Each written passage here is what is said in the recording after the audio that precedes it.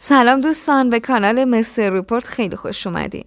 قبل از اینکه آموزش بازیابی پیج رو بهتون بگم، حتما چنل رو سابسکرایب کنید و یک کامنت انگلیسی بذارید تا حسابتون نپره.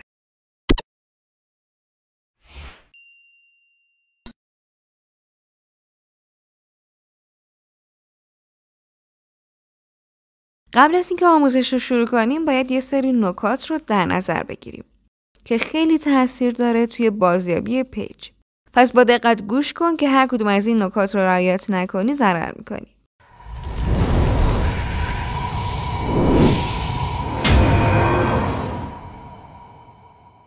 خب میریم سراغ آموزش. اولین نکته برای بازیابی اینه که شما پیجتون چه زمانی غیر فعال شده. اگه دیروز غیر فعال شده باشه، خب خیلی سریعتر نتیجه میگیری تا اینکه پیجی که چند سال غیر فعال شده رو بخوای بازیابی کنی. نکته دوم این که شما چه پستایی توی پیجت داشتی. مثلا اگه محتوای پورن گذاشتی، خب ریپورت جنسی خوردی. اگه محتوای مثل اسلحه و اینجور چیزا گذاشتی، خب پس یا فروش اسلحه یا خودکشی خوردی.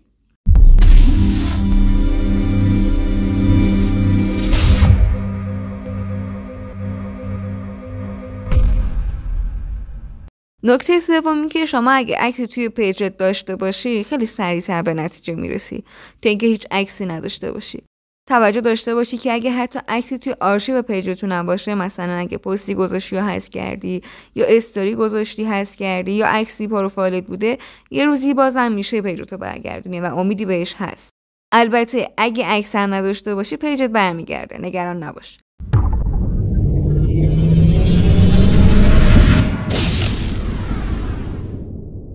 نکته چهارم که باید بهش توجه کنین، کشوری که شما به اون درخواست دادیه. کشورهای مثل آمریکا، آلمان، فرانسه، انگلیس بهترین کشوران رو خیلی جوابه. خب تا اینجا شما نکات رو که متوجه شدین. بریم آموزش روی سایت. خب اینجا گزینه خیر رو میزنیم. ما اینجا 4 تا گزینه داریم که توی کادر اول اسم پیجمون هر چی بود اون رو مینویسیم. تو کادر سوم یه ایمیل که در دسترس داریم رو مینویسیم. اگه ایمیل اصلی پیجمون باشه بهتره. اگرم نبود یه ایمیلی که در دسترس داریم رو مینویسیم. تو کادر دوم آیدی پیجمون رو مینویسیم. در قسمت آخر یه کشوری رو انتخاب میکنیم. ما فرانسه رو انتخاب میکنیم مثلا.